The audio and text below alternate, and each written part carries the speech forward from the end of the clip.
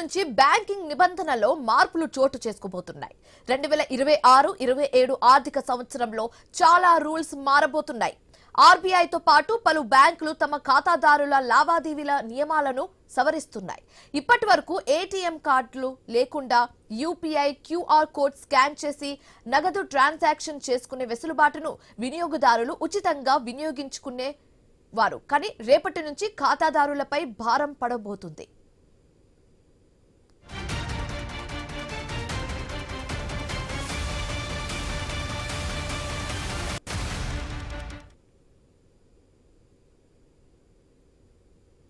HDFC bank సహా పలు బ్యాంకులు ఇకపై ఏటీఎంలో చేసే యూపీఐ ఆధారిత నగదు ట్రాన్సాక్షన్ ను నెలవారీ ఉచిత ఏటీఎం లావాదేవీలుగానే పరిగణించబోతున్నాయి.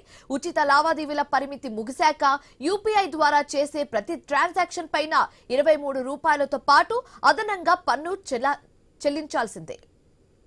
అయితే డెబిట్ కార్డులపై రోజువారీ ఏటీఎం నగదు ఉపసంహరణ పరిమితులను పంజాబ్ నేషనల్ బ్యాంక్ సగానికి తగ్గించేసింది. చాలా కార్డులకు రోజువారీ పరిమితిని 1,00,000 నుంచి 50,000కు తగ్గించింది. బంధన్ బ్యాంక్ ఖాతాదారులు తమ సొంత ఏటీఎంలలో నెలకు 5 సార్లు ఉచిత ఆర్థిక లావాదేవీలు చేసుకోవచ్చు. ఇతర బ్యాంకుల ఏటీఎంలను వాడితే మెట్రో నగరాల్లో 3 లావాదేవీలు మాత్రమే ఉచితం. పరిమితం దాటితే ప్రతి లావాదేవీకి ₹10 రుసుము పడుతుంది.